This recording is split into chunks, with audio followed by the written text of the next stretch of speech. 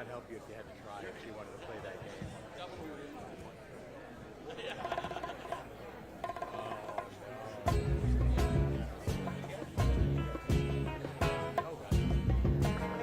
Said, brother, can I borrow a thin, brother? You know, dime.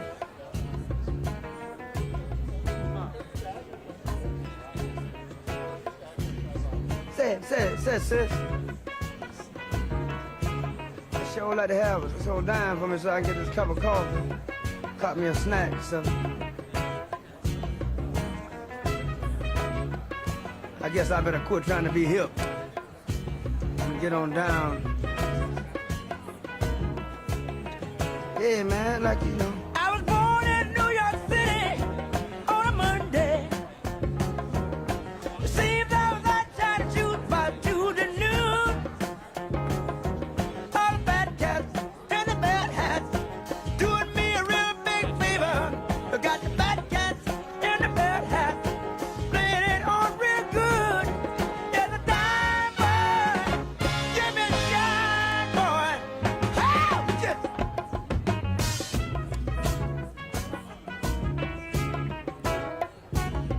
When the cold wind comes, it lives in New York City, and the streets no place to be, but there you are.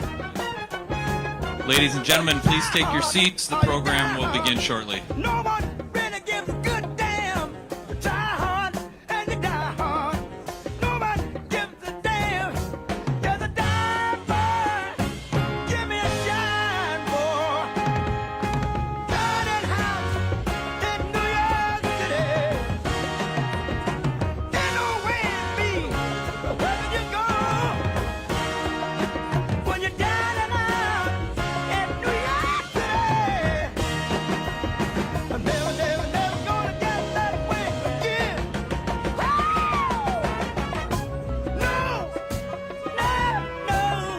No, not me.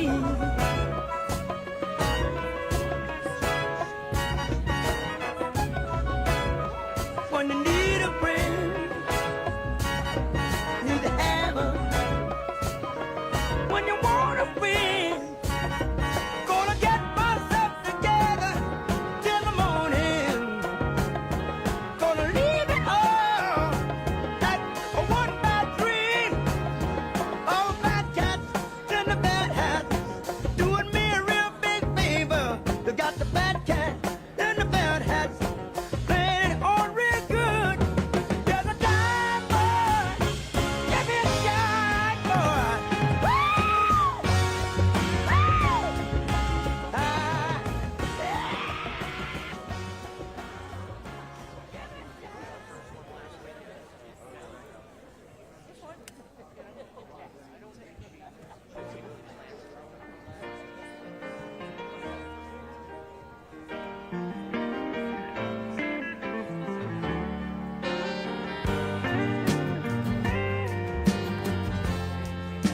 Shampoo cleaning all the windows, singing songs about it at PF Soul. And I hear blue strains of no regretting on. Across the street from Cathedral Notre Dame. Meanwhile, back in San Francisco, we're trying hard to make this whole thing blend. Yet we sit upon this jagged story block with you, my friend. And it's a long way, Buffalo. It's a long way to Belfast City too. And I'm hoping that Joyce won't blow the hoist, 'cause this town they bit off more than they can chew. As we gaze out on, as we gaze out on, as we gaze out on, as we gaze out on, yeah.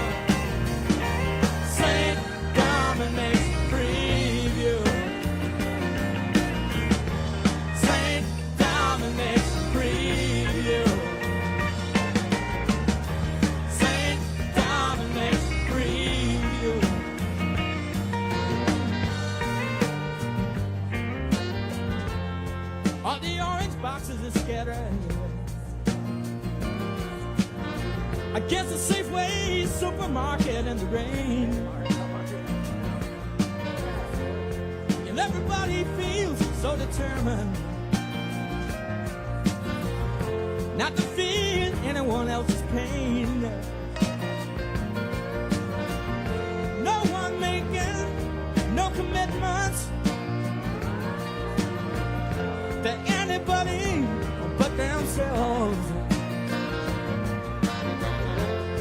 Talking behind closed doorways, trying to get outside empty shells. And for every cross-cutting country corner, for every Hank Williams Railroad train that's cried, and all the chains, badges, flags, and emblems,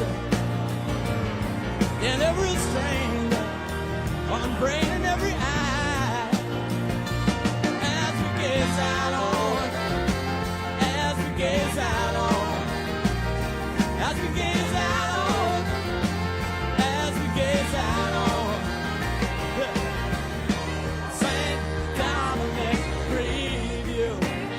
I look at the man, St. Dominic Preview. Look at the man, St. Dominic Preview.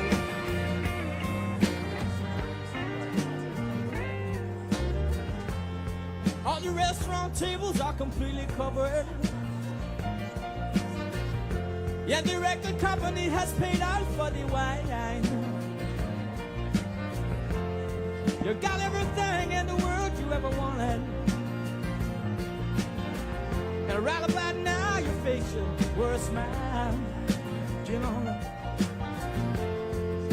that's the way it all should happen. When you're in the state you're in,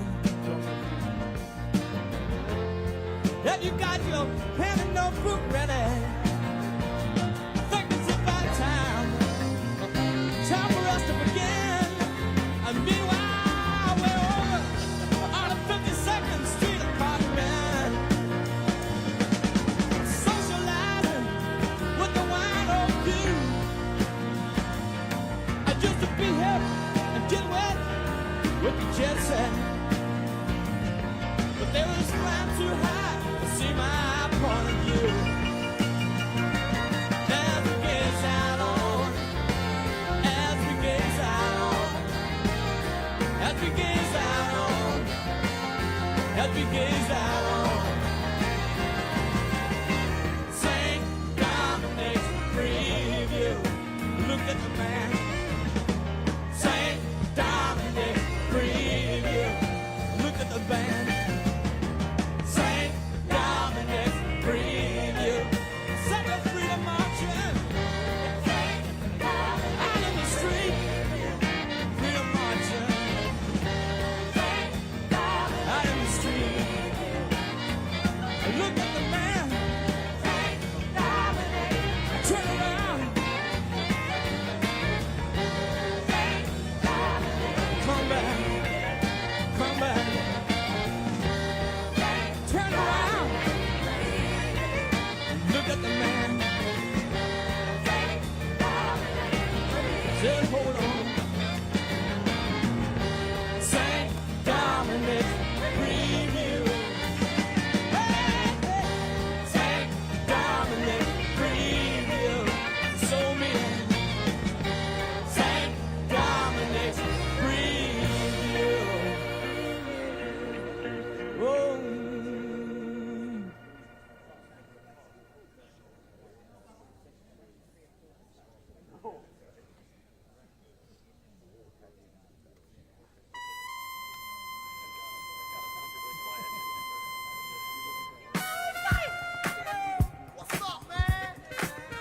Before we start the program, we would like to acknowledge some key people who are present today. Our state elected officials, Senator Pat Fahey, Assembly Member Angelo Santa Barbara, Assembly Member Phil Steck, City of Schenectady Mayor Gary McCarthy, Chair of the Schenectady County Legislature Gary Hughes, President and CEO of the Capital Region Chamber and Center for Economic Growth, Mark Egan. And lastly, but certainly not least, our host for this afternoon, CEO of Proctor's Collaborative, Philip Morris.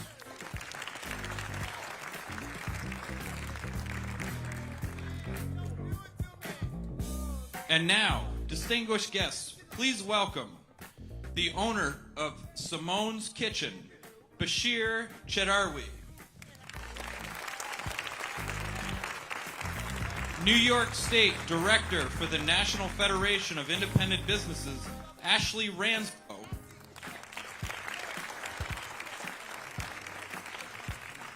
President of the New York State ALF CIO, Mario Salento.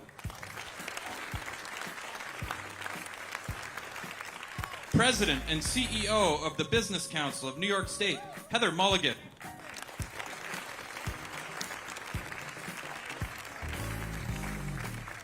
And please stand and welcome the 57th Governor of the great state of New York, Governor Kathy Hochul.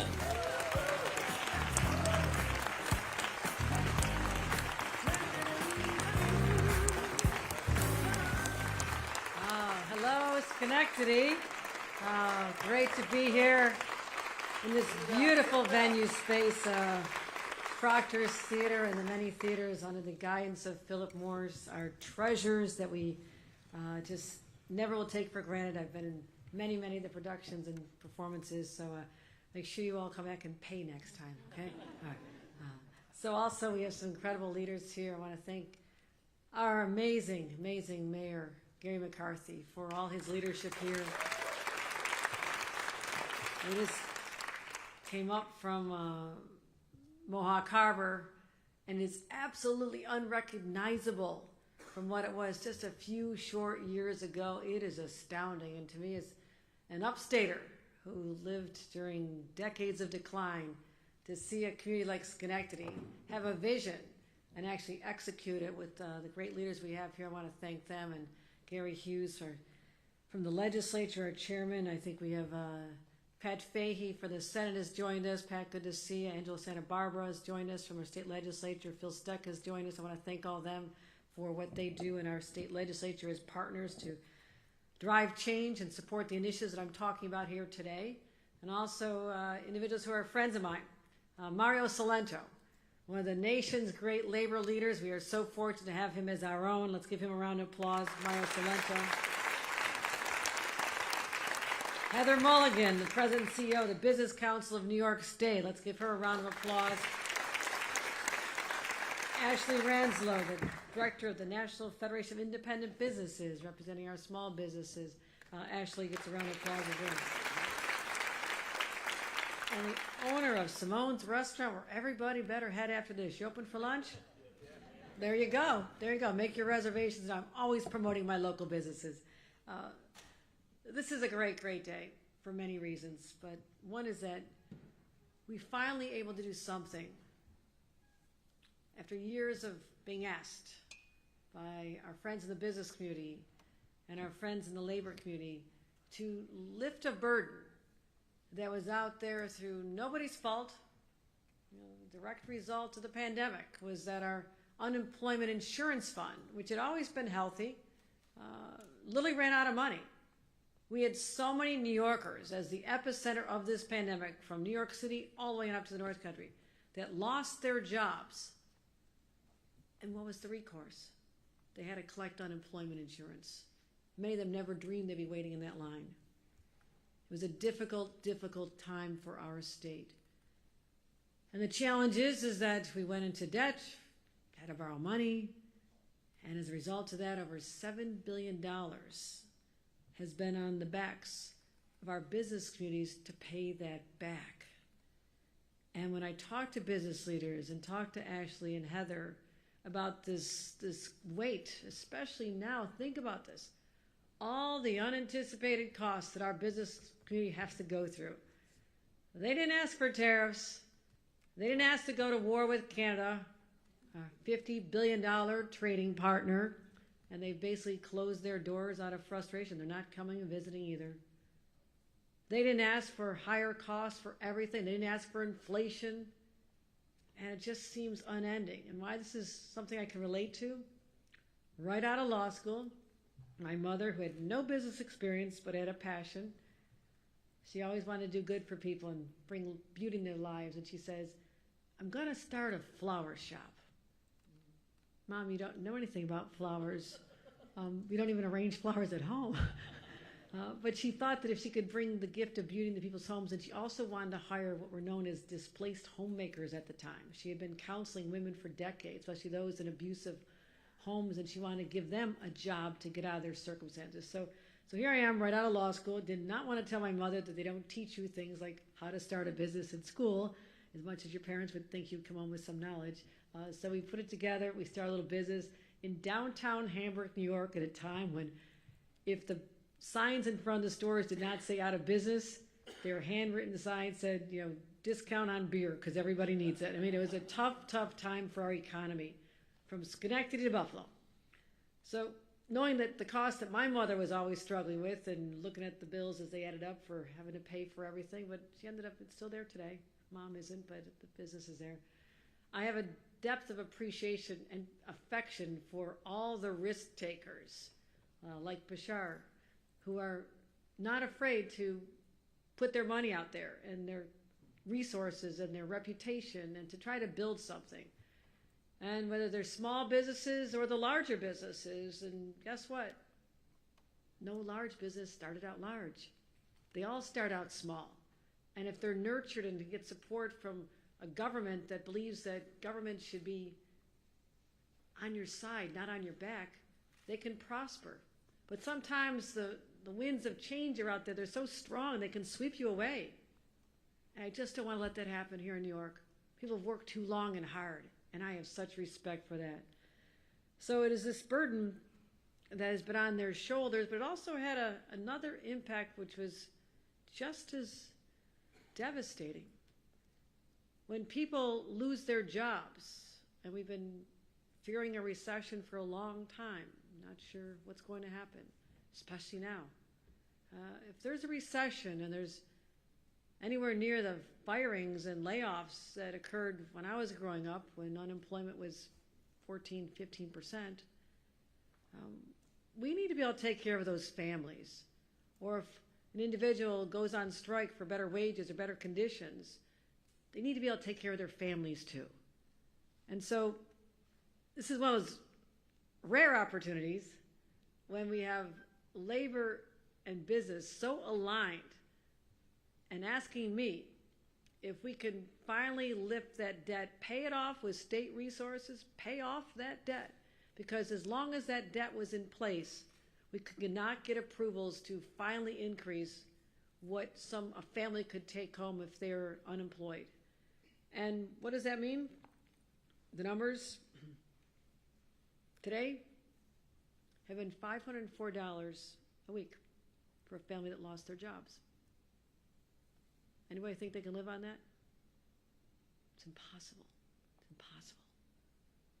And we knew we had to do something. So by lifting this burden off our businesses, but also lift a burden off our families who have their primary breadwinner on strike or have lost a job. And that number, because of us working together with Andre Stewart Cousins and Carl Heastie, who helped drive this as well, we got it done. We were able to pay off this $7 billion. And as a result of that, those payments will no longer be $504, but $869. So that's how you take care of people. You find any way you can within your power to just ease the burden on New Yorkers and their families. And we did it together this last budget. I am so proud as the money's starting to flow out there. Just last January, I stood on a stage and said, your family is my fight. And I'll do whatever I can to put more money back in your pockets because I know you're struggling. What do? Families with children under the age of 4 will receive $1,000 tax credit. When I first became governor, that number was 0. I don't need to tell you, as mom governor here, first mom governor, first grandma governor, I know now that the grandbabies at home, how much the diapers and formula are costing. You know, a burden on them is just as it was for me when I was a young wife starting out. So money for families, older children, $500 up to the age of 16, that's money in their pockets. The cost of school breakfasts and lunches, and again, it's a hassle to crack of dawn to figure out, oh my God, we're out of peanut butter. Somebody run to the grocery store. Go to a Price Chopper. We love Neil Gola. You know, you don't have to worry about that anymore because we took that burden off you, but it also does something that is even more important to me. It removes the stigma from those little kids who go to school and they're the ones singled out in the cafeteria because everyone knows they're the ones who have to get the subsidized lunch or breakfast because their parents are too poor to pay for it. That's a stigma they carry for the rest of their lives, believe it or not. And why do I know this? When I was announcing this on Long Island months and months ago, a Republican senator came up to me and says, I was that little kid who was too embarrassed to be known as the one who needed help, and I skip lunches every day. That's what's no longer gone because we changed that. That makes me so proud. But also an inflation rebate. Now, you want to criticize putting money back in people's pockets? You can take that fight to the closest Target, where I was a couple days ago in Buffalo. They actually sell Buffalo Bills outfits for babies. Got a couple of those. Go there. Go to the little grocery store. I was in the west side of Manhattan yesterday, walked in. Tell those people who are shopping for back to school at the groceries for their dinner tonight that they don't need an extra $400 in their pockets, that you're willing to take it out. Because I'm not. I worked hard to put that in their pockets. And I believe that we have excess money for inflation. You know why we have inflation, extra dollars? Because the price of everything goes up.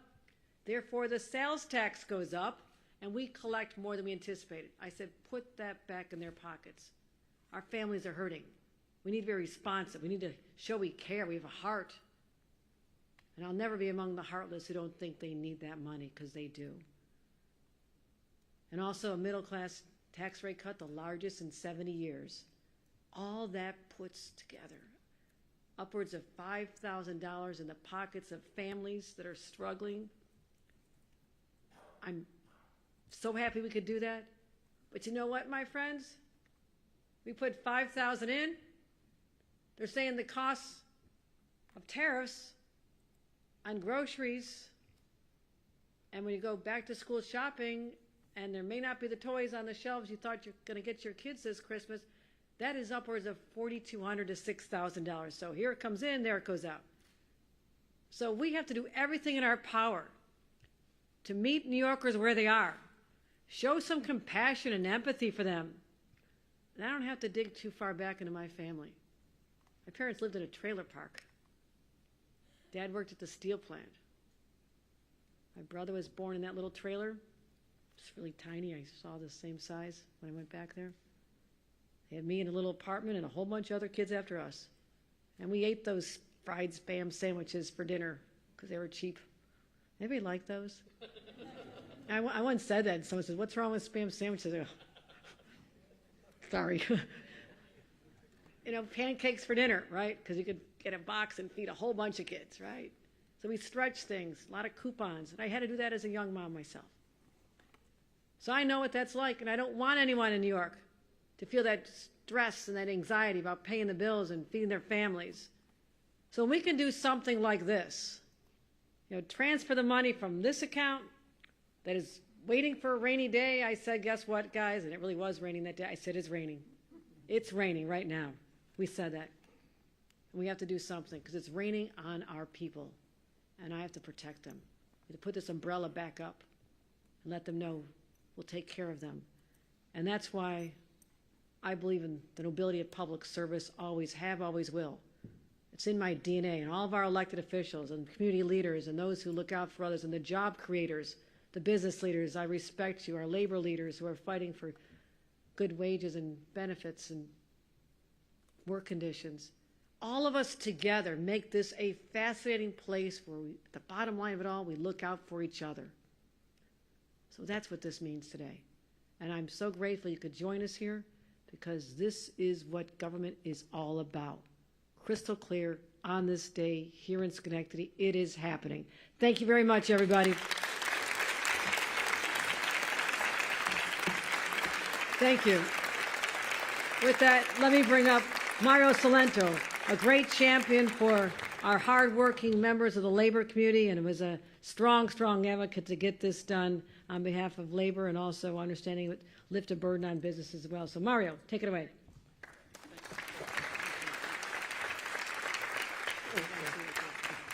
Thank you, Governor. Thank you so very much. First, Governor, I want to thank you for once again showing that you truly do understand the needs and the concerns of working people, and that you have appreciation for that. And thank you for that. We had a lot of conversations on this issue over the last year or two, probably more than you maybe wanted to have had with me, but we had a lot. And every time we spoke, when the conversation ended, you always said, Mario, we're going to try to do our best to get this done, to raise this benefit for unemployed workers. And I just want to say that I, and all of us in our movement, so deeply appreciate that it wasn't just words, that you came through with deed and action. And for that, we thank you again, Governor. I will say this is obviously a significant increase. Going from 504 to 869, that's a 70% increase. And I think what's more impressive is that it's all at once. There is no phase in here. September 30th, it's 504. October 1st, it's 869. That's real, that is significant, and it's tangible. It will help those who are out of work through no fault of their own be able to better meet their responsibilities, to pay their bills. That's tangible, and that's real. But it's even more than that. It's something I think gets overlooked a lot. I grew up in the Bronx. My father was a member of Local 3 of the IBEW. He was a rank and file member. And I remember as a young boy him being out of work 2 or 3 times. And I didn't really understand everything what was happening. But I noticed that when he was out of work, there was always a little bit more tension at home, just a little bit. And I noticed even at that young age that when I looked at him, he was always just a bit more preoccupied. And it was preoccupied for what I realize now as an adult is an obvious reason. The bills keep coming in. You still have to pay the electric bill and the utilities and you have to groceries. And if you have a family, as my father did, you have this responsibility, this obligation to make sure that you continue to keep a roof over your family's head and to feed and clothe your children. That is an enormous responsibility, not having a weekly paycheck coming in. So for those who are in my father's position all these years later, reducing that burden, reducing that anxiety, giving those who are unemployed that peace of mind that, okay, I think this month I'll be able to make ends meet. I think I'll be able to get through until I find that next job, is almost as important as the financial aspect of it, because it affects your entire family. And I thank you for that as well, Governor. And the last thing is this. We have all seen over the last 7 months what's transpired in Washington. I'm not going to get overtly political here, but I will say this. We have seen between this administration and those who voted for that big, ugly bill last month, we have millions of people across this country who are going to be in danger of losing their jobs. Some of them don't realize it yet. But we do have that danger. And here in New York, we're talking about possibly tens of thousands of New Yorkers who may be out of work as a result of what's happened in Washington these last 30 to 45 days. And I will say this. With this bill, we will be able to possibly insulate them from some of that financial harm, protect them from some of the losses that they will have as a result of what's gone on in Washington. So, Governor, I want to thank you truly for helping to protect the working people of this state from what's gone on in Washington. Thank you for that. And I thank you on behalf of the 2.5 million members of the state AFL-CIO. I thank you for the entire labor movement in this state. But even more than that, this is not just a union issue. This applies to everyone. I thank you on behalf of the 20 million New Yorkers from Buffalo to Brooklyn to Long Island and everywhere in between for your leadership, for your dedication, and for your commitment to working people. Thank you, Governor.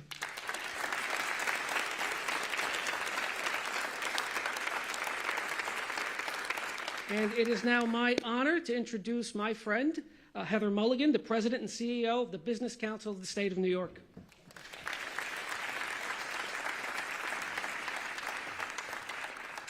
Thank you, Mario, and thank you, Governor.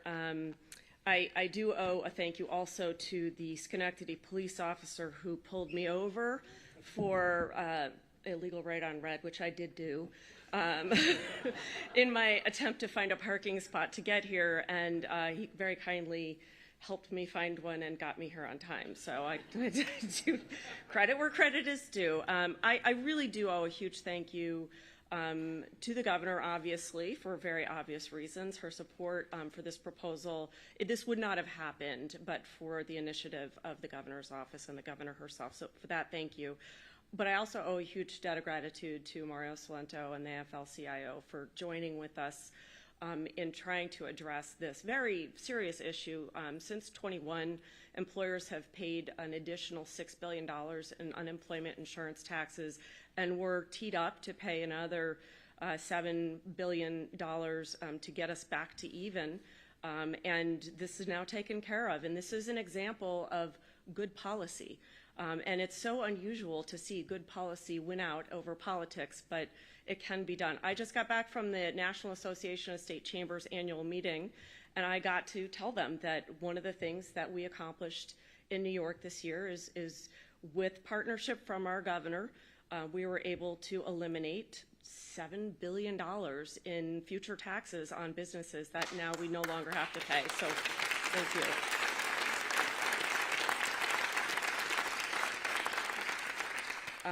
Really, really proud of everything that was accomplished here, and my other partners, and I am now, in addition to what will happen in the future, which is the investment that businesses can make and the growth that they can experience because they do not have to pay these taxes, we also will see, I think, a much more resilient economy because of the increased benefit that unemployed workers will receive. So again, very, very pleased and honored to be here. Really great to be able to share such a huge policy victory. And with that, I'm just going to turn it over to Ashley Ranslow, another partner in advocacy, the New York State Director of the National Federation of Independent Business. Thank you.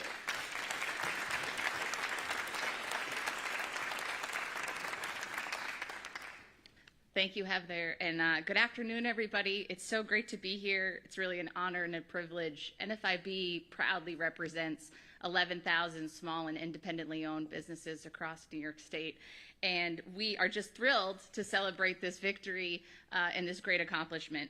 Thank you, Governor Hochul and your team, for your leadership on this issue, paying off the unemployment insurance debt. This was no easy task. It was a lot of money. We're talking of billions of dollars, but it was a tremendous accomplishment. And thank you to the legislature and many of you here in this room for supporting that effort. For the last 4 years, in the wake of the pandemic, small business owners have been paying higher state and federal unemployment insurance taxes. We're talking hundreds of dollars extra per employee per year that they have shouldered since 2020.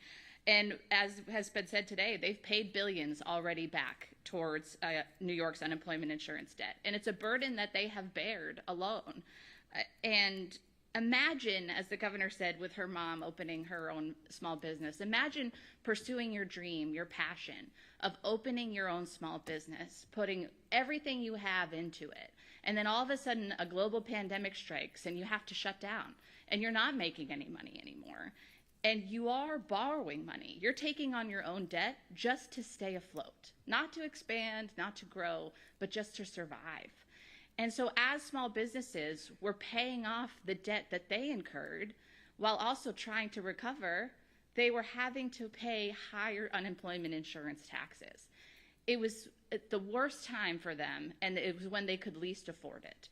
But now, relief is coming, and it's so great to be here to say that small businesses will be able to save hundreds of dollars per employee per year in unemployment insurance taxes, and for the small business owners out there listening, you will not receive that notice in the mail this summer that you owe an extra interest assessment to pay the debt. And I see a lot of heads nodding, right?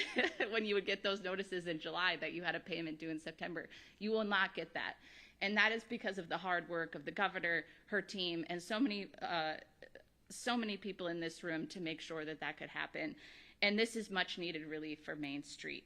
Small businesses, they are the movers and shakers of the state's economy. And they are what bring so much life and vibrancy to our downtowns and our neighborhoods.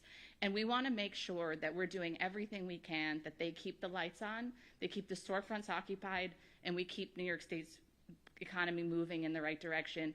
And this money in their pockets will let them invest in their workforce, let them grow, let them expand, let them contribute to their communities, and let them continue to contribute to the local charities and youth programs. This is a great win for Main Street. And again, thank you, Governor. Thank you, everyone here. I'm so happy we got to celebrate this together.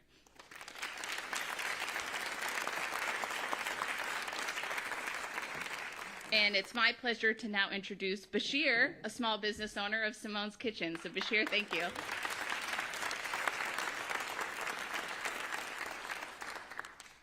All right, good afternoon. I have to say this every time I get a mic. Shout out Schenectady.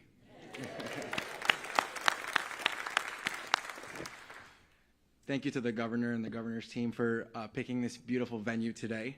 Shout out to all of the Schenectady heroes here, the mayor's office, Metroplex, Superintendent Dr. Cotto, of course, Assemblyman Angela Santa Barbara. You guys are the Schenectady heroes, and I'm very proud that this is happening here today.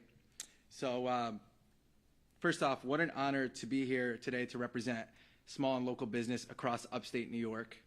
Many of my colleagues, many of them my friends, many of them entrepreneurs I've never met before, but whom I share a life with, waking up every day before the sun rises and going to sleep long after it sets just to build something worthwhile. In 2018, my mother Simone and I opened our little Mediterranean eatery in the small town of Coxsackie, about 40 minutes south from here. As of today, Simone's Kitchen now spans across 3 counties and is becoming a beloved local restaurant group. At Simone's Kitchen, there's arguably one thing for us that is more important than serving wholesome food, and that is having a wholesome workplace, one that actually recognizes that our team is the lifeblood of what we do and never takes that for granted. I speak for, I think, all small businesses when I say that we're not looking for sympathy and we're not looking for charity. In fact, for an entrepreneur, one of the most rewarding things is working hard for the dollar that we put in our pocket. At the same time, we're also not looking for the odds to be stacked against us, especially not from our government. And I think that is one thing that Governor Hochul recognizes when she paid off the unemployment debt and allowed that burden to be lifted off the shoulders of us as small businesses, and to be able to take that money and then reinvest it back into what's important to us, which is our people, our team, and our community. To clear the runway of all obstacles and to let small and local businesses be able to take flight and do what they do best, which is build people up and build communities up. No one chose COVID, and small businesses shouldn't have to take on the burden of the unemployment that comes on from small business, from COVID.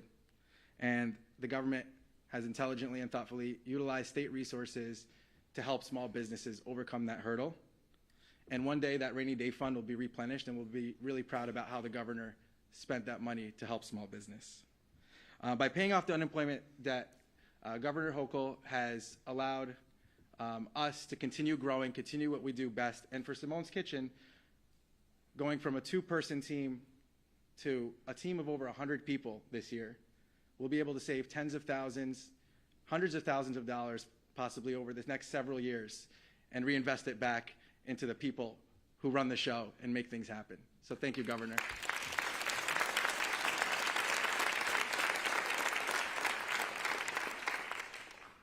So again, on behalf of small businesses, I want to say thank you to Governor Hochul, and to all my fellow small business entrepreneurs. I want to say keep grinding day in and day out, It's worth the grind. Keep doing what you do. And in the end, our government here in New York has our back. So thank you.